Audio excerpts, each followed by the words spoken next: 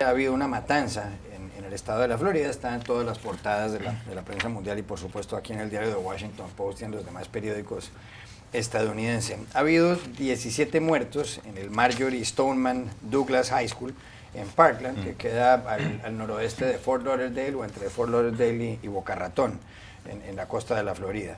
17 muertos, la mayor parte de ellos dentro del edificio de este colegio de 3.000 estudiantes.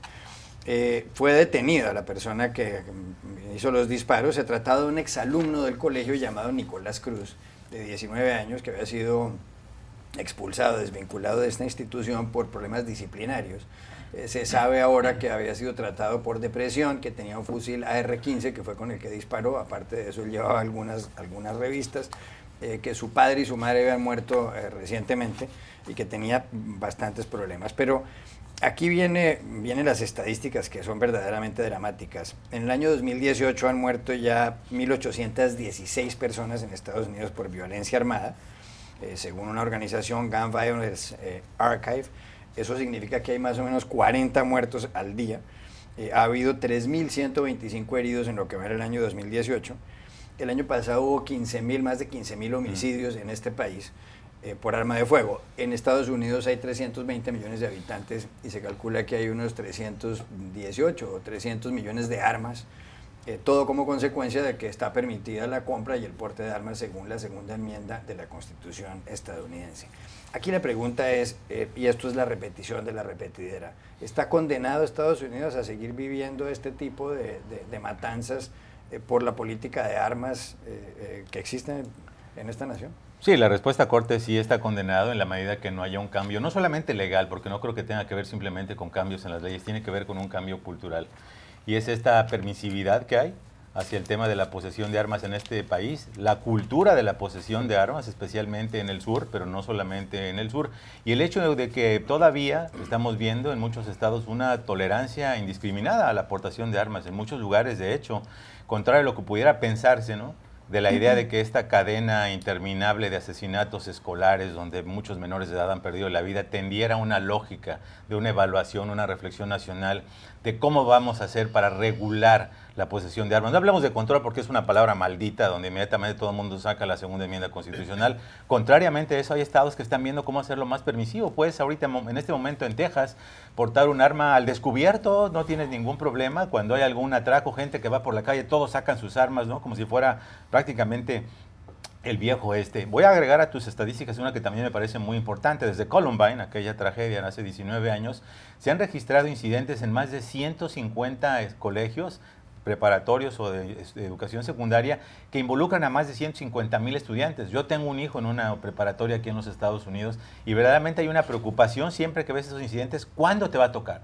Porque básicamente la pregunta no es si va a ocurrir otro, es ¿cuándo va a ser? Estamos viendo esta cadena interminable, ¿no? Y creo que en ese sentido es muy triste y muy lamentable que desde la Casa Blanca en particular, pero también desde el Congreso, no se ejerce el liderazgo que se debería ocurrir. Y en otros lugares también, ¿eh? Yo soy, por ejemplo, muy preocupado de que mis hijos anteriores, la primera generación, había siempre campañas muy específicas, por ejemplo, en contra del uso de las drogas, ¿no? Este tipo de asuntos, ¿no?, de la violencia. Ahora no hemos visto nada, no hay nada en las escuelas, no hay ningún tipo de mensaje que busque cambiar la dinámica que estamos viendo. Y regresando al tema de la clase política, ¿cuándo hemos escuchado por parte del presidente Donald Trump condenar este tema del uso indiscriminado de las armas? ¿Cuándo lo hemos escuchado hablar de la importancia de empezar a ver qué podemos hacer, qué puede hacer Estados Unidos como sociedad para intentar minimizar este tipo de muertes? Nada, hemos visto que hay expresiones, pues sí, de pesar por las muertes, pero nada que tenga un cambio legal. En el propio Congreso, cuando los legisladores fueron atacados por un atacante solitario, el Congreso estaba viendo cómo flexibilizar el uso de silenciadores en las armas. No ha regresado el Congreso, por ejemplo, a retomar la prohibición de armas de asalto que expiró hace más de una década. Entonces, es extremadamente preocupante y esta impotencia que creo yo veo como residente de este país, ¿no?, creo que la sienten muchas personas que ven que definitivamente no hay ningún momento de inflexión que creas que puede cambiar lamentablemente esta cadena de muertes innecesarias en el país. Una de las matanzas, adelante, Roger. No, si me permite, es que la última vez que estuve en el programa, creo que todas las veces que he estado en el programa, ha habido el tema de la matanza. Y no es una casualidad. Si ves las estadísticas, desde el evento en Columbine, todos los días ha habido una matanza en un sitio público o una escuela, todos los días. Y considerado, claro, un concepto amplio de matanza en donde hay un tiroteo donde mueren 4 personas por lo menos. Todos los días son 1.600 personas muertas desde entonces. Entonces yo creo que eso realmente es una tragedia. Y nunca es el momento para hablar de eso. Siempre dicen, no, hay que vincular la política, se convierte en un tema partidista. Pero entonces, ¿cuándo es el momento? La gente está cansada y es como una tragedia estar en esta lotería, ¿no? Tal vez una de las peores matanzas que ha habido, Cristina, fue la que tuvo lugar en Sandy Hook, un colegio en Newtown, en el estado de Connecticut, el 14 de diciembre del 2012, cuando este hombre llamado Adam Lanza mató a más de 20 niños de entre 6 y 7 años. Si no cambió la política aquí en Estados Unidos con esa matanza, yo no sé si vaya a cambiar. Desde ese momento, desde entonces, ha habido más de 1.500 masacres en este país y no cambia nada. ¿No va a cambiar nada?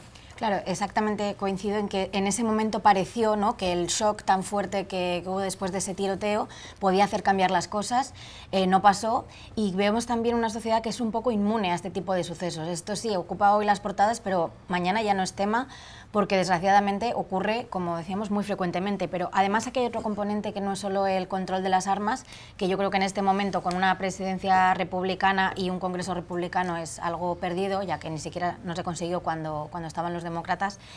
De momento no creo que pase. Creo que hay otro tema que es el tema de la salud mental, porque si todo el tema, cuando se dice la palabra control, da tanto miedo controlar las armas, al menos, ¿no?, como bueno, estuvo por ejemplo haciendo campaña Hillary Clinton por esto, al menos que alguien que acceda a las armas tenga que asegurarse que no tiene, bueno, pues problemas mentales o que no tiene ya declaradas intenciones de hacer daño, porque había pistas para haber prevenido el suceso de ayer.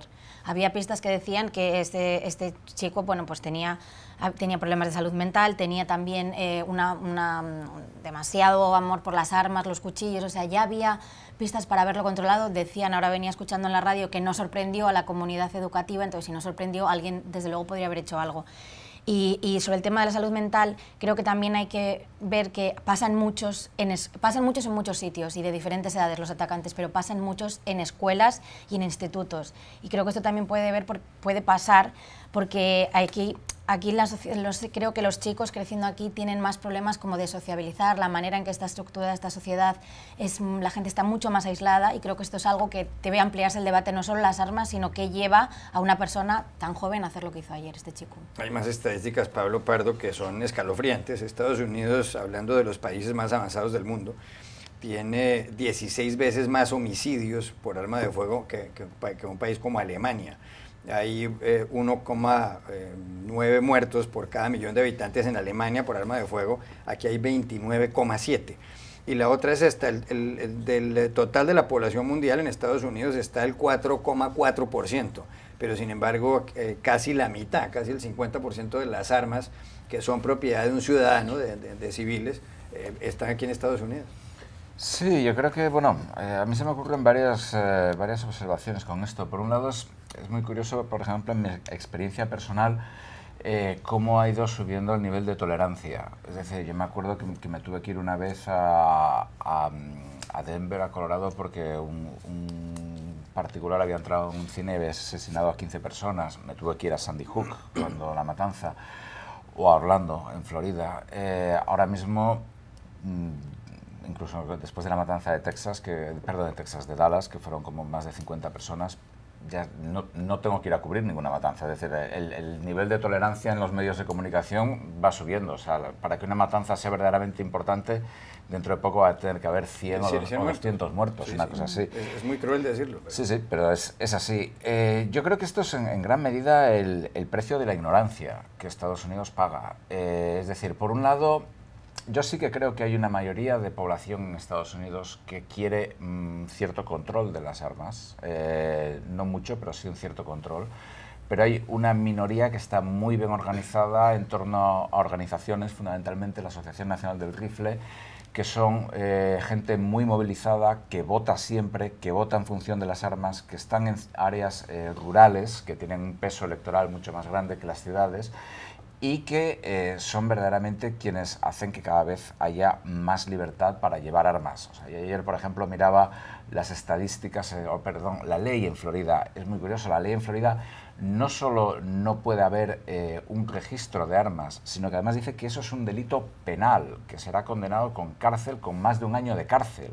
Si a alguien se le ocurre hacer un listado de gente que tiene armas, es decir... Pero muchos estadounidenses están absolutamente convencidos, y por eso digo el precio de la ignorancia, de que en el resto del mundo pues andamos a tiros entre todos.